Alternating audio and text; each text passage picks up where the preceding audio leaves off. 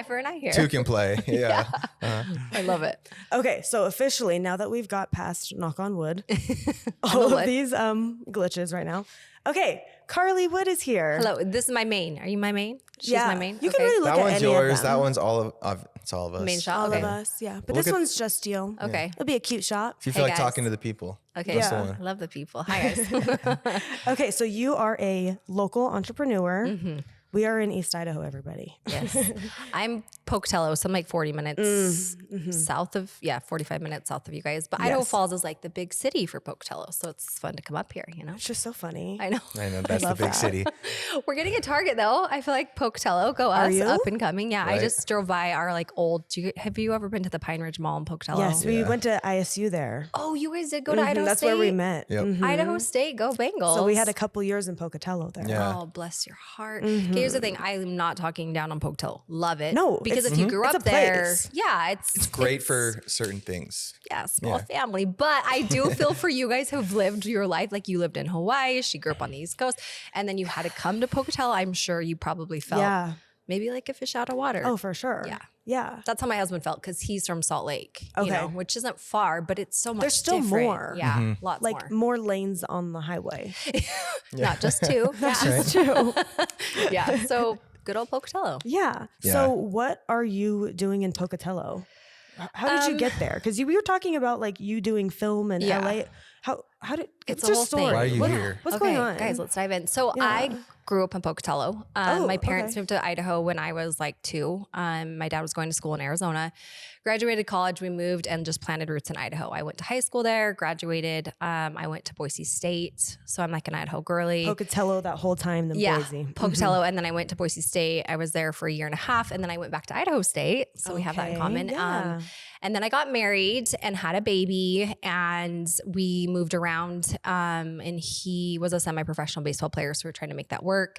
And then unfortunately we didn't work out. So then I moved back in with my parents just to get things, you know, figured out with my boy. And I had this like really unique opportunity to audition for this show.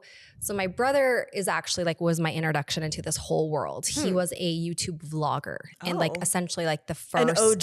He is the Okay. OG. Yeah. Like if you look up my family, my brother was the first OG like family vlogger. Oh my goodness. Yeah, A so- family When did he vlogger. start?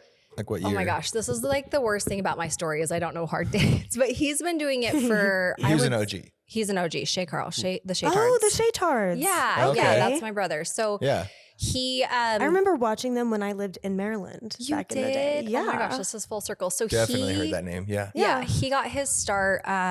He was dancing around in like my sister-in-law's leotard, his wife's leotard, and then his kids got in it, and like the clip went viral, and they just like called themselves the Shay Tards and a Yeah. leotard. Branding wise, that's not very smart now. Yeah. And he always, As you know, things have evolved. In hindsight, yeah, yeah. as we've like been more appropriate with the way, you know, intention in our words mean. But so that kind of took off for him. And it's so funny, like his story real quickly, like growing up with him. So I'm in a family of all boys. That was your brother. Yes, my oldest Oh, brother, okay. Shay. Okay. He loved the camera. He was always making films. He was like the mom from Mean Girls with like the big video camera everywhere. He was like, give me the shot, give me the action. Like he'd make these rollerblading videos. Like in and- high school and growing yeah, up. like even younger, like middle school, like he was just always into camera. Like he'd always take my mom's video camera and he was like always making these productions and films and thought it was so cool to like Yeah. edit and, you know.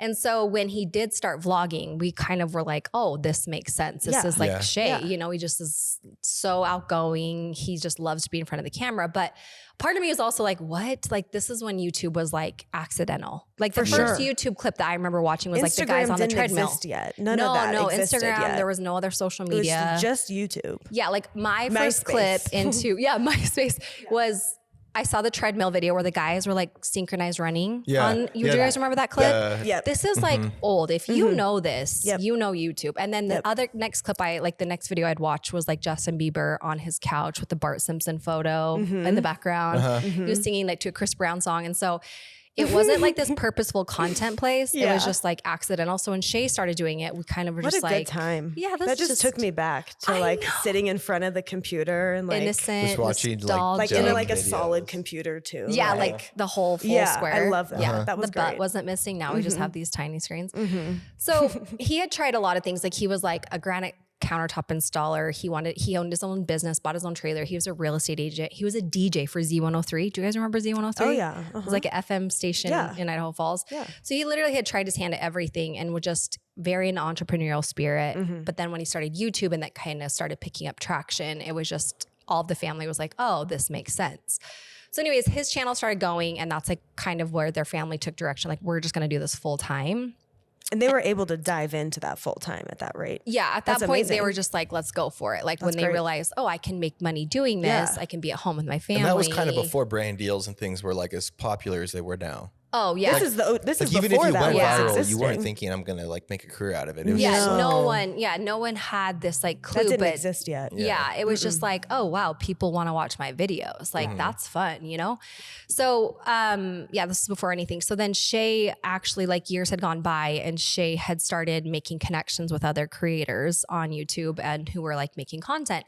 And he kind of had formed this circle and this group of friends, and they're like, hey, what if we came together and we actually made like a network for people wanting to do this as a serious career? Like, we really see this going somewhere where you can make money from this. Sure. So they were like kind of like the first to make a MCN, like a multi-channel network where people, they could sign talent to the actual network. And it was kind of this place of collaboration where like, oh, if you're in my video and I'm in your video, we'll cross drive traffic to each other and we'll help each other grow. And that was kind of like the community of Maker Studios, their MCN that they had built. I like that. It was so cool. I just, I really love that concept. But, fast forward, my sister-in-laws and I decided to come together and make a show called The Mom's View. And off The Mom's View, we'd have our own individual channels that would support like the moms on The Mom's View. And then we would essentially host and interview other moms. Okay. So we, Shay at this point had moved his family to California where the hub of Maker Studios was. Okay. That was up and running. They were just building, signing content, trying to get it to grow. And that's when me and my sister-in-law was like, let's go, let's try it. So we went and pitched our idea to Google, like the headquarters of Udemy, like, hey, headquarters of Google, we need to make more purposeful content for women and moms. And we had this idea. We want this funding. Yeah. Okay. Would you guys be willing to back us, basically? And so Google gave us a good grant. They were like up for it because it was so intimidating. So is this like a media department of Google, or like how did you get that connection to, It's interesting. I was so naive. I was just so along for the ride. Like, cool, we get to go to Google. Like, I remember just like taking a picture of like Google on the wall and thinking like, oh my gosh, like, I'm at Google right now. Yeah. And now looking back, I'm like, I just didn't really like ask questions. I was just along for the ride. Like, yeah, we're going to meet with Google. Why not? You know? Yeah, why would you ask questions? And now I think back and I'm like, Carlie, that was such a cool opportunity. We sat in like this big room with this like big board table and just, we were talking like execs of, I don't know. I was just an innocent Idaho girl being like, we're here. It's cool. It's fine. Just asking for $1 million. Yeah. And they had something that was like the Makers Network that kind of had a connection to get you into that. Google, obviously Google owned YouTube. YouTube was ran through. And so I think our purpose there was like, we wanted to grow this channel. We really understood that there was a huge demographic for women, younger girls, moms, like that was kind of like, that was like up and coming content. And so we thought like, well, if we could really grow this like Mom's View channel, but we need the funding to do it, like we could just, cash in on like an untouched market basically. And so I think like there wasn't like a big discussion with us on why we were going to meet with Google, but I think it was like to get the funding to basically start the channel. And I think that little nest egg really helped Maker Studios like kind of expand and grow and be able to, essentially just, we were the biggest MCN ever. Disney ended up acquiring the company for like almost $1 billion. Oh, wow. Jeez. Which was cool and sucked because now it doesn't even exist. Then it's like now. Yeah, they swallowed it up and. Yeah, like I think it was just dissolved. And I love Disney. I'm like a Disney dork, but when they came in and took over years down the road, everything changed. Okay, so but you like got the new grant. opportunity for new people, and but in a way, but then it like dissolved and like it wasn't the same. It was just like when the big dogs come like they in, just still blanketed over it. They're like, it's okay. Like, like they just like cut so many people out. They cut so many channels, and it just was it like became this place of like entrepreneurs making content and doing like setup like this to like the big boys coming in and just. It just was a different purpose feel. kind of shifted there. Yeah, I'm like, if this is going to be a place for entrepreneurs to make content, we got to keep that vibe and that feeling. And they wanted it to be this huge, massive production. Like we're not a Hollywood studio. Yeah, like what are we here. trying? What's our purpose here? You know, so it just took the feeling, and I feel like that community that we had built away to, you know, their business. They wanted to make money. Yeah, and so, but now that means like you were chipping at it a little bit. That like they're like, we need to buy them out. Yeah, like hone it. Yeah, and so they did. They came in, and it was a great acquisition, but it just sucked because it like dissolved everything I felt like that Maker Studios was and had built into, or like was built. that all of the Shea brands too within the Makers? So Shea was a part of like, I think there was like 7 actual founders, 7 or 8 founders of Maker Studios. And he was one of like the original founders who made Maker Studios. And so at that point though, we had so many channels signed to Maker, so much talent signed to Maker. So you had a literal studio then. And they all got signed over to Google or to Disney. Yeah. It was massive. The studio was massive. We had like probably 20 of these stages, which was so crazy. It was so fun to walk into work and you were just like warehouse and we had this like private drive. You had to put in this code to get down the gate to drive down this long drive. They had like a art department and a food department. Like the dream. Snoop Dogg was signed with Maker Studios. That was a big deal. That's like really cool. We had cool talent signed to our channel or to the network. And so basically if you think about it like MSN, NBC, it was like a network like that. And we had all different channels signed in to create this like network of really diverse content. Gotcha. Yeah. And they would, the coolest thing is like, they would line up collaborations for you to have on your channel. Like at one point I had this show on my own channel called The Love Nest. And I got to interview all these different YouTube talent that did different talent, like did different content on their channels. Yeah. Like at one point I had a snake guy on, his name was Brian, and he like was known for breeding snakes and lizards. Like he was so passionate about that, and it was cool. He like came on my channel, and like not my demographic, but us sharing like was a great bump for each of us, you know? So that was like the heart of Maker though, was to collaborate. Yeah. So was your day-to-day, like you were filming your own show there as well? So like you would come in and I literally was so spoiled. I would just show up at my call time and my PA would have like crafty, which was like food and coffee and drinks. And I'd have my dressing room and they would tell me like what we were filming, and I would walk on to set like today, sat down. I was so spoiled. That's the way it has to be. Legit business there. That's solid money though. Like it's a budget to do that. Oh, it's insane. Like I can't imagine. Like I had a PA and you know, like an assistant and an assistant. And I'm like, I don't even know what I need you to do, but I'm grateful you're here. Like, you want to sit down and talk about your weekend? I don't know what you want from me.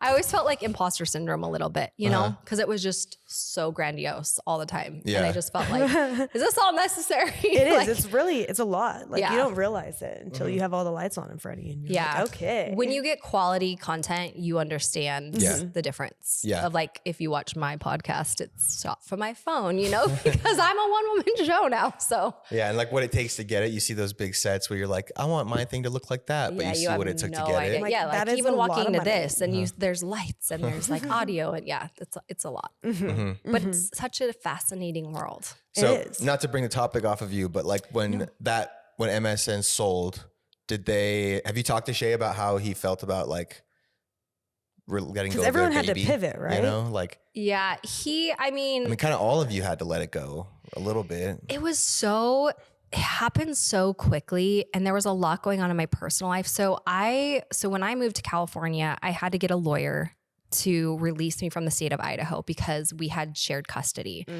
But this is what's so effed up is my ex-husband was away. He was playing baseball. So he wasn't even in the state of Idaho.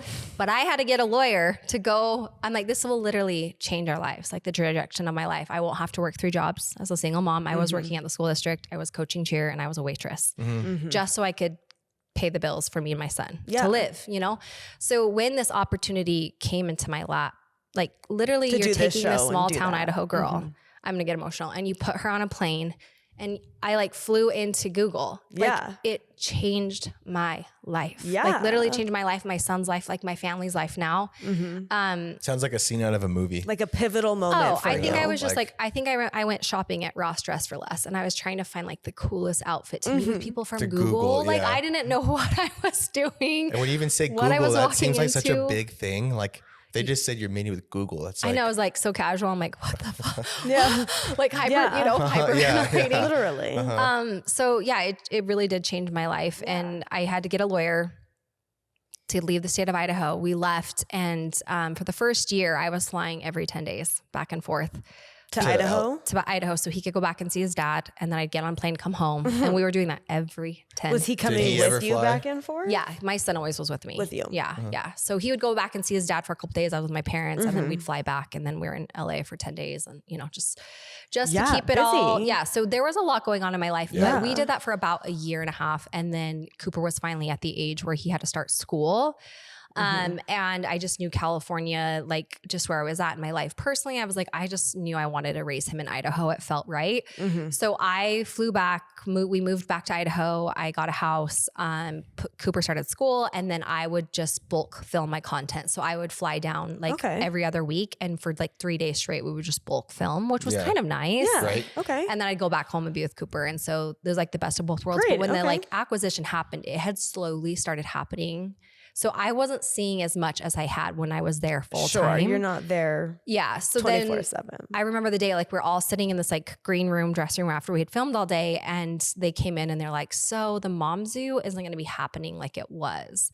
And we were all just kind of like, what? Like, what's going on? Yeah. Because I was filming separately so our main channel was called The Mom Zoo. And it was me and my two sister-in-laws as hosts, Kaylee and Colette. And then we had two other moms. Her name was Sharzad and Angel. And then we would also, so we are like 5 hosts at this point. It grew from just us being sister-in-laws to like a 5-chair show to then we'd have guests on. That's a lot of people. It was a lot of people. With the 5 of you.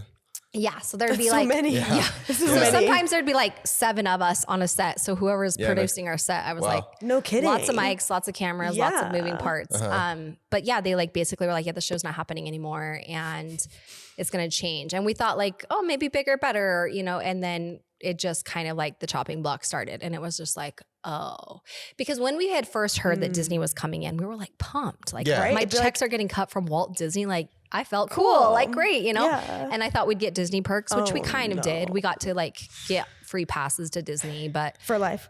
No, they're so Disney is hard. I bet they're hard to work with and work for. So they kind of have the leverage there, so it's like it's like their own cult. Like good for them. I imagine they hold all the cards. Disney, So, but and then it just really dissolved out, and Maker is no more. I don't even know. I don't think it even exists anymore. Yeah. So then what did you do to pivot out of that? I wonder why they made that decision, just to cut it. I know, because they came in and it was a big acquisition and there was a lot of money. And so we thought like, cool, like our production's going to go even up from here. Right. Disney's involved. Like we're going to, there's going to be bigger opportunities, and maybe we'll be able to collab and be like, next step up, like commercials, videos, like who knows, and then I just think, I don't know if they had a different vision, or like, just YouTube also was changing at that time where it was so massive, and I felt like everyone was a vlogger at that point, because it just, everyone caught on to like how cool the concept was. It just changed. My brother, I think he was sad because he had built such just like, he was a part of this like building process of such like untouched, like nobody had done that. Like that's cool. Yeah. To say that's like cool. His story is so cool. Totally. I think he was like probably feeling 2 things, like sad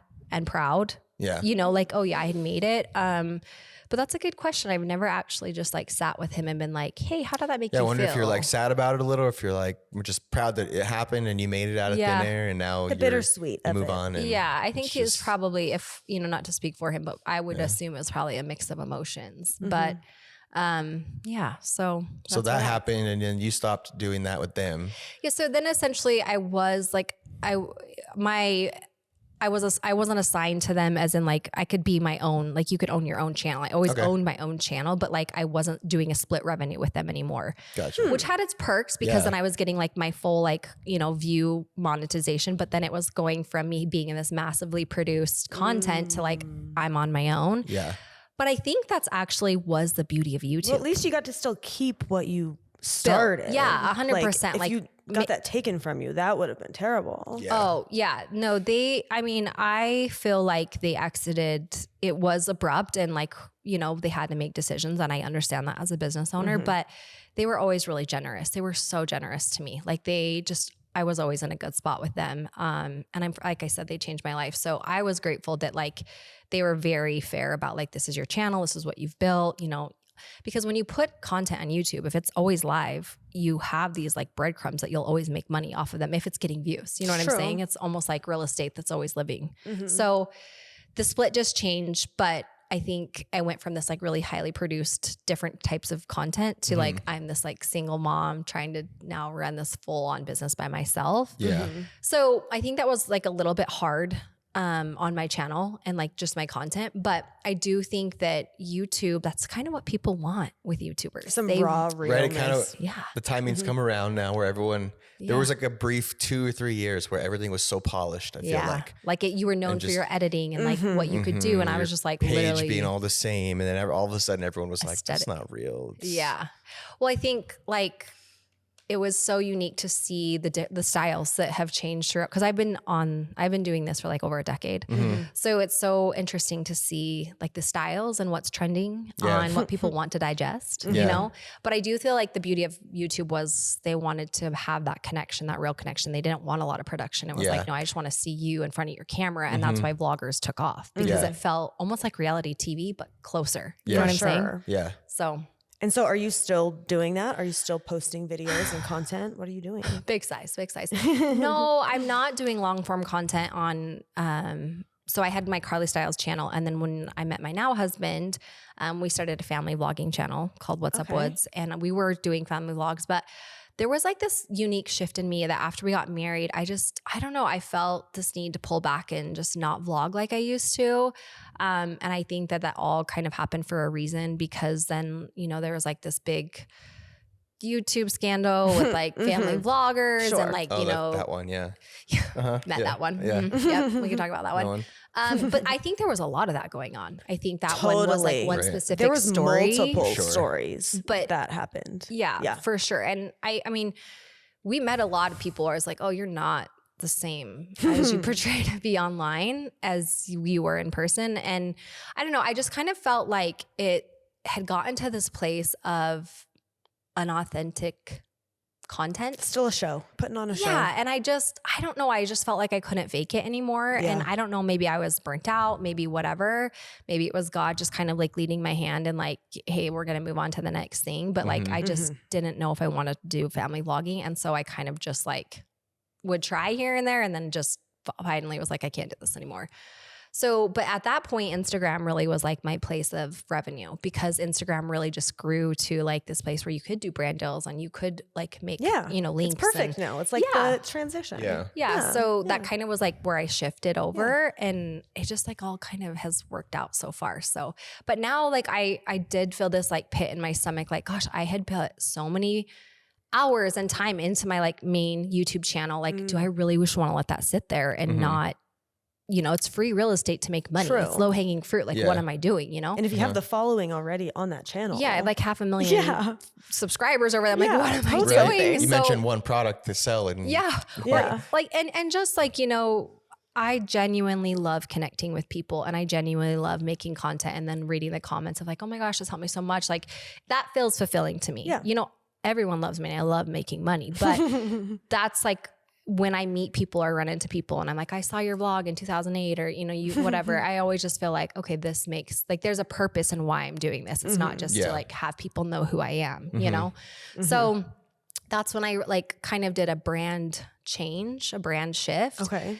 And I went, so my original name was Carlie Styles. And it was just because I thought like when I was like 23, when I started my YouTube channel, my first name on YouTube was going to be Carlie Sass, because I wanted to give very opinionated like topics on like hot, like pop culture or fashion or makeup. And I thought that would be like a fun girl chat. That name would have been like fitting at the time. No. Like, because if you put Carlie Sass together. Carlie's ass. I was Carlie's ass. I had that channel made. Funny. And overnight I had like 30,000 subscribers. I was like, OG you're like, this is it. Carlie's ass. Carlie's ass is here. So yeah, my first channel name or brand name was a failed. Carlie Sass. So you got 30,000 followers overnight from just Carlie's ass. Yeah, they were really eager to. I was like, this is not the right kind of people watching my content. That's true. Single mom, you know. So then I rebranded and I was like, well, Carlie Styles is kind of fitting. I wanted to do like fashion and makeup, you know. So I was like, that kind of fits. So I was known for Carlie Styles for a long time. There's a lot of like fashion blogging. Yes, like, and time. like the makeup gurus and just like people that I loved watching. I was like, yeah, this is like similar to what I felt like I wanted to do. So then I did, after I got married though, and I've had 4 kids and, you know, had been a decade since I was Carlie Styles, I kind of felt like an identity crisis. Like 4 kids later. Yeah, 4 kids. Yeah, a lot has changed. Yeah. So I'm like, I'm not really Carlie Styles anymore. So then I changed my name to Feel Good with Carlie. And it was just like more of like this relatable mom who could, you know, help you feel better about like motherhood or, you know, marriage or, you know, whatever. Yeah. And that's when I kind of was like, well, this podcast idea seems like a great idea because it feels like very current to where we're at and where content's at. And I can do long form where I can put it on Carlie Styles, but I can also have this new avenue of like uploading for podcasts. For YouTube. Yeah. So I have been doing that. I started that in January or February. I can't remember. It's like a slow burn podcasting. Launching the podcast. Yeah. Is this your first podcast? This like interview or no, your podcast that you started. Yes, this is my first like podcast. So I have like 10 episodes in. So proud of myself. That's a lot. No, hey, you're yeah. further than most people. Like, It's a lot though. You know, when It you're a is. mom Yeah. and I have 5 kids at home and I'm trying to, you know, I'm always like, shut up.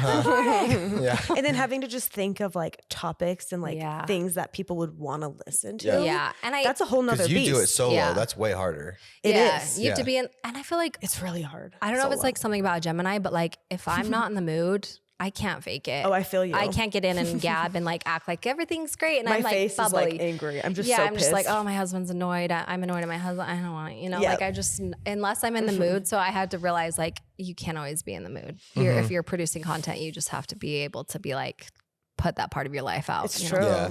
But yeah, there's some part of you that's like, if you're solo podcasting, you have to be in a certain kind of like mood, Yeah. you know, For to sure. give the people what they want. And be like in that right mindset to talk. And yeah, it's harder. It's definitely harder. That's why we like having guests. It's just nice to like bounce things off of them. And Yeah. Well, we started pull off with their just energy. both of us, and we realized that I think we recorded like 3, And then we you were were like, like- "This is not it, actually," because or maybe it was just we hadn't found the thing we were passionate enough the about. topic. Because it was just going to be camera related. Yeah. Like our first Boring initial stuff. idea. It's And so I was like, I boring. don't want to be talking about camera tips for like that's boring. Yeah. week in and week out. Like I'm just. It's just very niche. Like, just like you have to Yeah. think about like how many people will want to watch business. that. Like, I think Exactly. there's a Yeah. place for that for sure, but it's just very niche, Just you who? know? Does that's that when we were like, matter? well, business owners, just a lot of Yeah. those. We need But you guys business, are so complex. Like just hearing like when I walked in and fired questions off, I'm like, you have lived so many lives already. You have so much Feels- to tell us about. Like, Seriously, Feels like though. it. yeah. And Yeah. you guys Yeah. are young. What are you? 20s? 31. 30. I just turned 30. You guys are 30. You're in the Yeah. best part of your life. Your 30s are your best.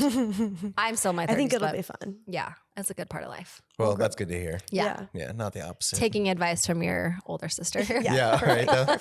yeah. So how has everything been going like with the podcast and all that new journey? I really do love podcasting, and I love that I found like a new purpose to have on my channel. And we talked about that I built. And yeah, just like hearing people's reviews, like, cause when I started my career, I try to always think of like, what's the end game? What's the end goal? Yeah. And I thought like I wanted a reality show, or I wanted a book deal, or I wanted my own brand. Like I've always, there's something about my family. We're all entrepreneurs. Like all of my brothers are in this type of work, which is Cool. crazy. Right though. Yeah. And like my 2 other brothers, so there's Shay, we talked about Shay and what he had done. And then there's Casey, my second oldest brother. And he actually made his own hunting company. It's called Hushin. If you guys don't seem like the hunting I'm people. not a hunter. but what is okay. it? So it's like hunting, fishing. There's a lot of hunters. No, it is. And he's like, Yeah. it's so crazy. He has so many bro crushes. Like I'll be driving randomly in Utah or, you know, just anywhere on the freeway, and there's like a Hush sticker and some bro's truck. And That's so I feel so fun. much pride That's for so my brother. cool. Like he really just is such an example. Casey is such an example of like, if you're passionate about it, like that's what you go after.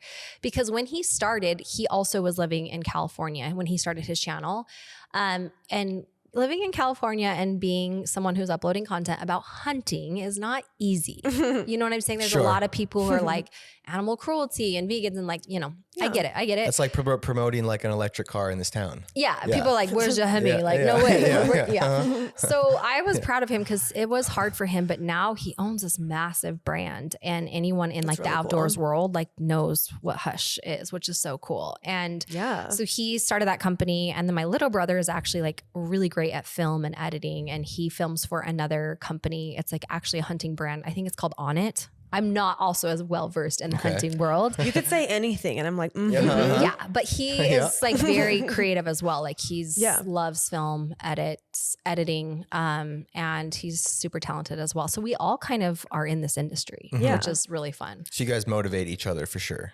Yeah, and just like it's just so cool. Like we all have our own thing. We're all so different, you know. And my parents, like my mom was like a secretary at a middle school, and my dad was like an electrical engineer. And so for them to have these kids that are so like, let's go after the world and be entrepreneurs. Like, how do you think that happened? Like, what did they do? Did they just always like encourage you to do whatever you want? Or I think my parents were really great about like this, like just being supportive in whatever. And they weren't like, I don't remember my parents giving us a lot of pressure about like, you need to go to college and get a degree. It was just like, what do you want to be? Like, who are you going to grow up to be? And like, I went to college because I wanted to cheer. Like that wasn't an expectation. Like you're going to college. Yeah. It wasn't like, go take your like ACTs and you know, like they held us accountable for like, they wanted us to be good kids and get good grades. But it was just kind of like, I think maybe giving us the freedom to make our choices and like where we wanted to go and just being proud of like what path we chose,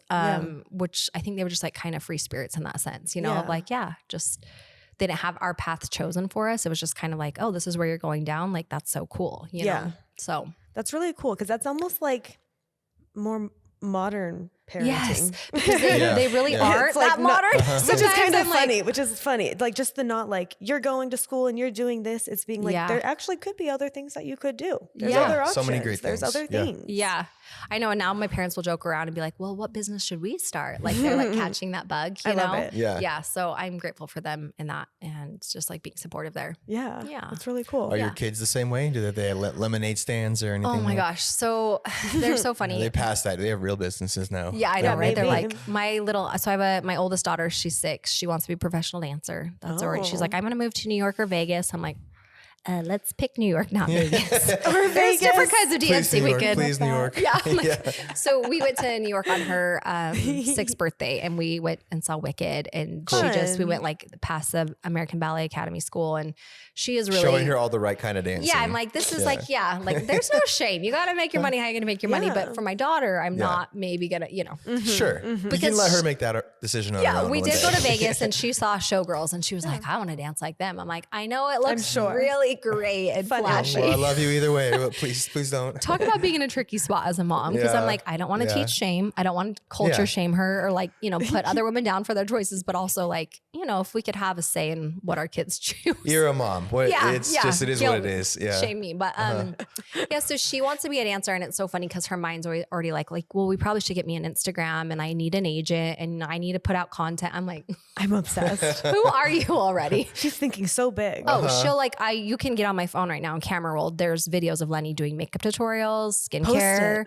Give her a channel. Does she have a channel? I know, but then she there's needs like, a channel. I think she would go because she's so sad. She is me in sassier form, which is scary. But she like, it's like this balance of like, I think she would do very well, but like, is that right? To do, so, you know? We were talking to someone else the other day because this is where times have really changed about how like the Shaytards were like OG YouTubers. Yeah. Well, we were interviewing someone the other day and she's like big, popular in nails online, really popular. And she was like, I just started posting videos and putting them online. We're like, how old were you when you started that? She's like, I was like 10, 12. And I'm like, she just started so early in her passion. And I'm like, and she's successful right now. Yeah. And she's like 19.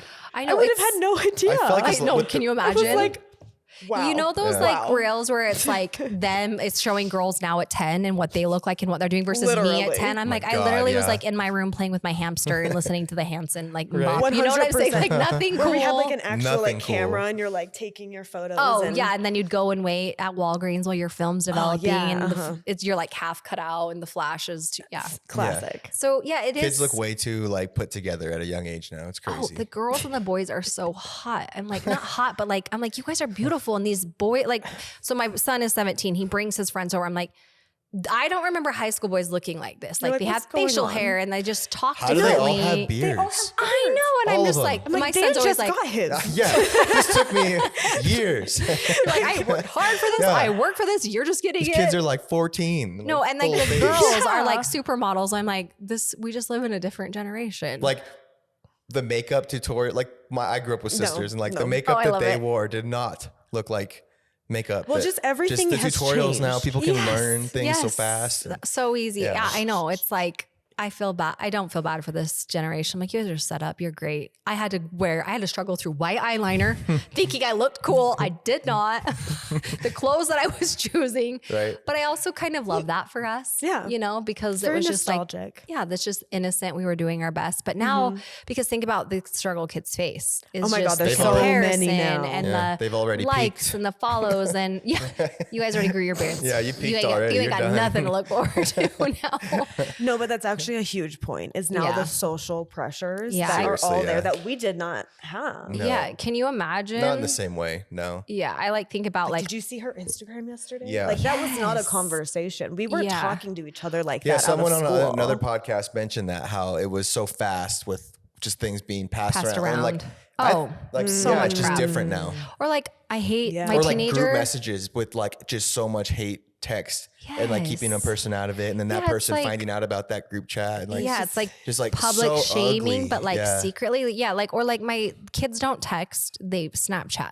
Uh-huh. And I remember when Snapchat built its HQ in Venice and I walked by it on the beach and I was like, what is this? It was called something different. I can't even remember. I think at that point it was Snapchat, but that was like where you would send naughty pictures because Yeah. they would disappear. Like it was like a snap. It's kind of like Yeah. a cheaters app. It's a so little definitely bit. what when, it started yeah, as, yeah, that's what and it felt for like. me in college, it was like a cheaters app. Like kind Oh. of like, well, you would like know, you'd be like, oh, it's on Snapchat. Yeah, because like, it was so secretive. Yeah. Like, oh, you could take a picture, disappear, and it was Yeah. a big deal if they took Yeah. a screenshot. Like that was like an unspoken rule. But now, so like when my teenager was like, "I want Snapchat," I was like, "No, I'm not Yeah. giving you Snapchat. Yeah. I know what Yeah. you do with Snapchat." I'd be a little bit like, yeah. Yeah. But now it's crazy. Like that's literally like most teenagers' main form of communication is Snapchatting. And my son loves to snap the most horrendous photos of me always. Like he's just always so fast. And I'm always like, and I'm like, who are you sending that out to? He's like, no, it's fine. It's fine. I'm like, it's not a big deal. but I'm like, can you imagine wish like being at a social event and Yeah. just always feeling like who's going to be taking pictures or, you know what I'm Uh-huh. saying? For Like sure. just this pressure of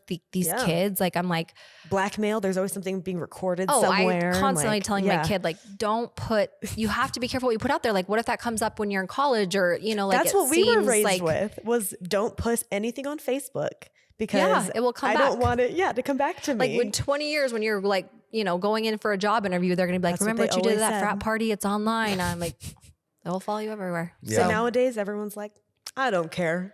I Let know. them know I went to that frat party. It is a tricky time Things to are raise just kids changing. and when they want to be in this world, because I have seen how it's changed my life Yeah. and I do see like the blessings in it, but I also know that it can come with such serious consequences and pressure. And it's hard as a mom to know like, okay, what if I did give her a channel, circling back to that, and she did do really well and this set her up for life? Because with my brother's kids, they already have hundreds of thousands of followers and they have like this pathway started for them because people watched them when they were so And they little. thought they were so Yeah. cute. Yeah, and great like now my niece Avia, my brother's oldest daughter, she like went to Playlist Live, or no, she went to VidCon, which is like a YouTube meetup for like talent Cool. creators, and Yeah. people can buy tickets to come in. And there's like panels and Q&As, and so it's like, and she's living in California, like paying for her own apartment down in Santa Monica, like Hollywood area or West. Yeah. No, I think it's in West Hollywood area, but like Just she's living a life 19 that would years have old. never happened if she hadn't had that. No, like there's no way. Like, can Yeah. you imagine that being like having a 2-bedroom apartment down in like West Hollywood area and she just bought herself a new car? Like she's doing amazing things. And it's because of this like opportunity. And, you know, you look at like AI and jobs and just kind of where our future is going. And it's like, what is AI going to replace? Like maybe talent creators are the way if you want to like make money or a brand or something for yourself. Like that is the path to put your kid on. I don't know. But yeah, like I do foresee like that's where the future is at. Like kids are using tablets in school. They're not writing on, I'm like, But then again, I've also never had a kid who's do you know like, what a writing pencil in and a cursive paper is? anymore. Yeah, No what one is that? I don't think they're taught cursive anymore. Yeah, my second grader was working on it this year and I was Oh, grateful good. that the school still had that because Great. I'm like, but he wants to know cursive so he can work on his signature for when he signs baseball cards. Perfect. I was like, You have to That's have a great. reason to do it. That makes I guess sense. the only thinking about it though, the bad thing that could come of it is like if you are,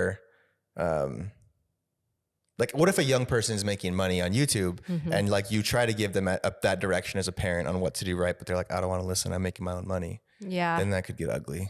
Yeah, and there are some like accounts set up. Like there's like the Coogan accounts. Like I had one for Cooper because he was in a commercial with me for Crocs, and they set up a Coogan account that's protected and invested until he's 18. So like also protecting the minors against the parents who are like Totally. like I call them like dance moms, which is like not very fair because there's also baseball dads I've learned, but like, you know, parents who are like understanding that like, oh, they're getting more views, they're getting more interaction, they're making the money. I'm going to like use them in a way that's probably maybe not, you know, the most, I don't know, like having the best intentions and then capitalizing on that. So I do think like there has to be some balance of protecting the actual minors and like, you know, as a parent, like, yeah, what if they are talented and they do have that voice and they could like set themselves up, but like also not getting over involved, you know what I'm saying? And then, you know, making sure that what they do make goes towards them and like what they've done. And I think unfortunately there are a lot of people who aren't that way.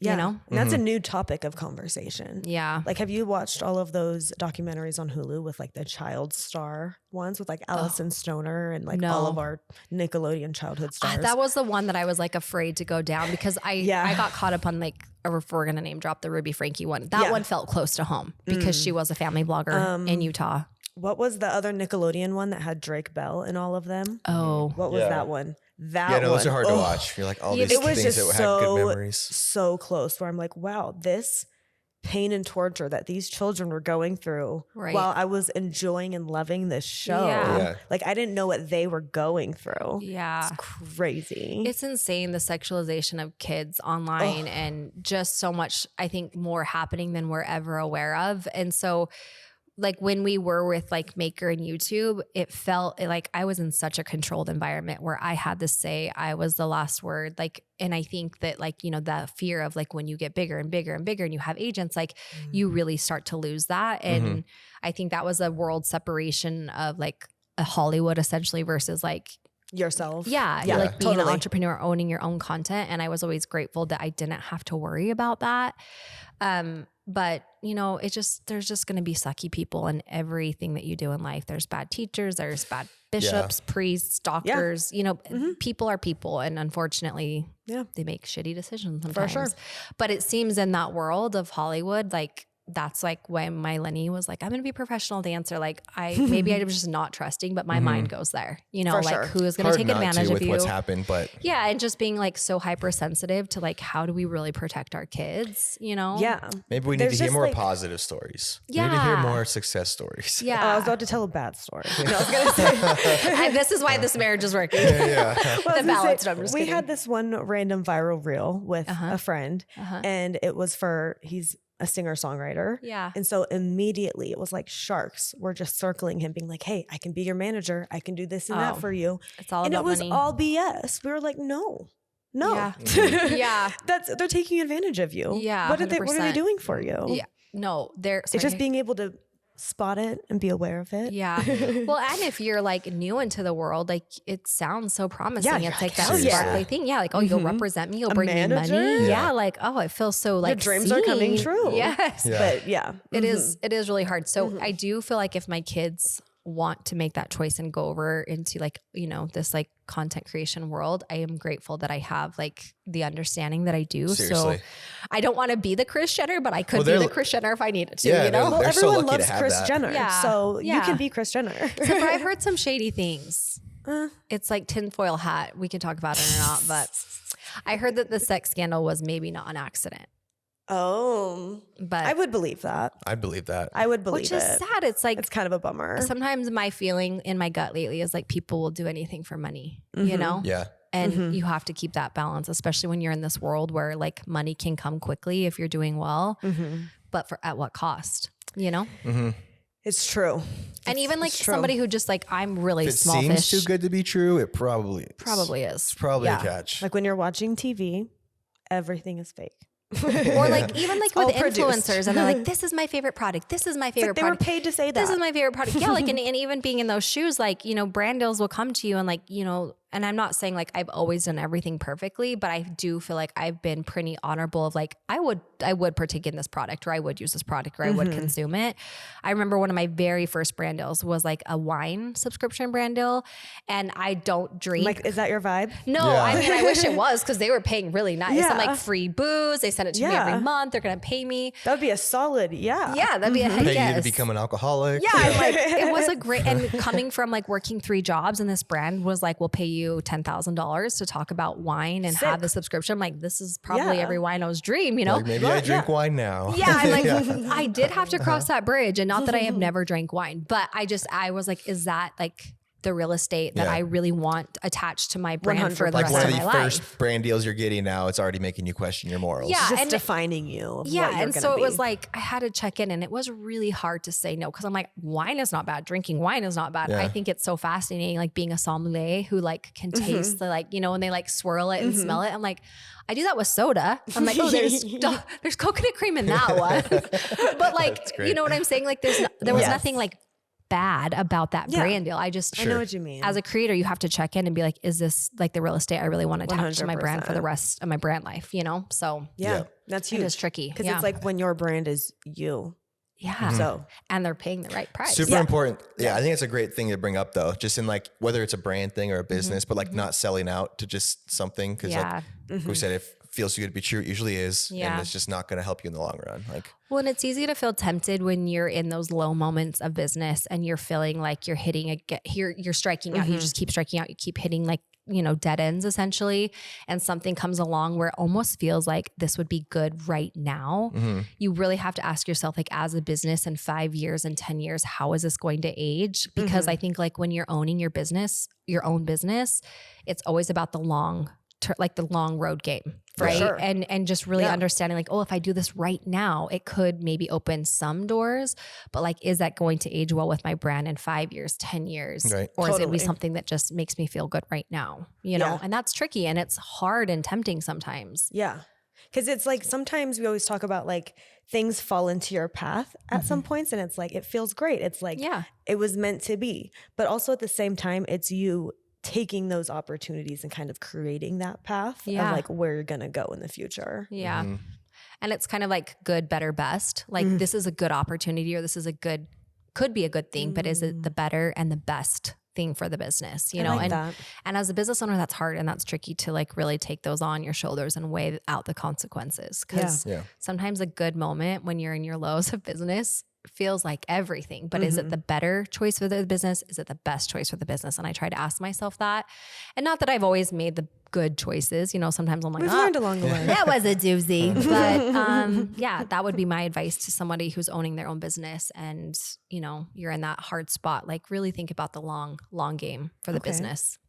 That is really important. yeah, no, I think that's great advice. A lot of people will just like give in to the moment and not think how it's going to affect them. Cause like you said, it might open a couple more doors, but that might be shutting so many others with way more potential. It's like how so many influencers now won't cuss or smoke weed or anything on their channels because they don't want to ruin brand deals. And it is so hard. Like in this world of like, I really love authenticity, and I love like the best compliment I could ever get is people like, you're exactly who you are in person as you are online. Because I think we have this like such a disconnect with like, you know, wanting to show up and be our most authentic selves, but also like cancel culture. And if you say this and it's politically incorrect and that could be taken as like racist or like homophobic or, you know, whatever. And so it's like, everyone's always like almost feeling like you're walking on eggshells to just be accepted by like the world's like bird's eye view on what you're putting out there. But then also it's like losing this disconnect of like, I just want to be my most unhinged, authentic self. Like that's my personality.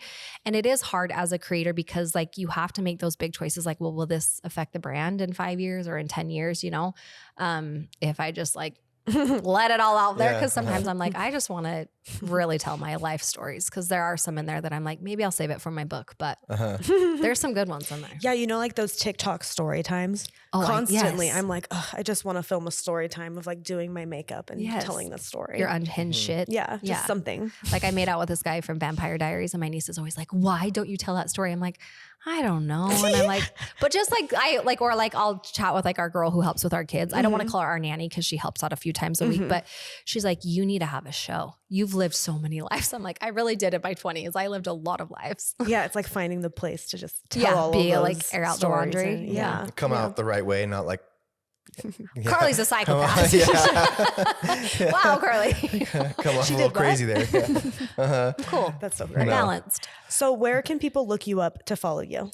So I'm on Instagram at Feel Good with Carlie, and then same on YouTube. I think my handle is still Carlie Styles on YouTube. You'll find me if you plug that Carlie's Sass. Not Carlie's Is there Sass. like a certain day you post? That could be a new brand coming down the pipeline. Merch. Yeah.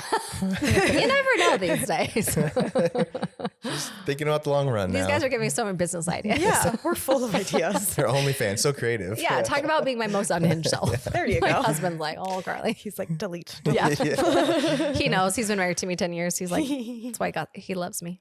Well, thank you so much for being on our podcast today. Yeah, it's it was been great so to learn fun. more I'm about you. Grateful. I feel like we could talk a lot longer. I think you have a lot of Seriously. stories. I know this is chapter 1. I'll be back. Yeah. I'm just Sounds great. Chapter 1. Or like when I get my I feel like my podcast needs to be a little more consistent, a little more professional, and then I'm gonna have you guys. Okay, so we'll come be on yours. Give us all the tips. Tell us Perfect. about your life in Hawaii and on the East Coast. We can talk about something. Yeah, We'll have we have all the lives to talk about Yeah. for sure. Yeah. And we've got some stories too we can tell. Yeah, So Oh, let's yes. have an unhinged episode. Okay. I'm down. Done. Yeah. Because I like those Reddit ones where they read like the "Am I the asshole" Oh stories. my hell! I would end up in tears. Or like in the SNL when they like read the mean troll comments about themselves. Oh yeah. Yeah, that could be fun too. You guys probably don't have anything mean about you guys. On TikTok, we TikTok had one has. random. I like really don't post on TikTok. Yeah. 'Cause I wasn't sure if it was going to go away or anything, so I just yeah. didn't commit. Yeah. And we have one reel that kind of went viral, Uh-huh. and for no reason, everyone's dogging on it, and they call us film garbage. And I think that's the best thing I've ever So heard in the world. creative. It's the best. I'm like, You're okay, having a that's good actually attitude. really Pretty great. good. Yeah. There's a lot of other ones where I'm like, what the hell? But the But film garbage, that was the best That I've could ever be heard. like your TikTok brand or something. yeah, 'Cause, like film garbage. TikTok. I finally feel old in my life because like when I got on TikTok, I was literally asking my teenager, I'm like, how do you upload? How do you edit? Like TikTok is it's same. a I get whole on there. I'm like, how do you even vibe. scroll on yeah, anything? there's these hearts and donation things. I'm like, I don't know what's going on. Yeah. I just gave someone $100. Yeah, I don't know. I'm just clicking on ads. I don't know. I'm buying shit I don't need on TikTok. Literally. Okay, so look her up on YouTube, Instagram. Yes. Keep an eye out for some more podcasts. Yeah. Thanks for having me. Thank guys. you. Bye.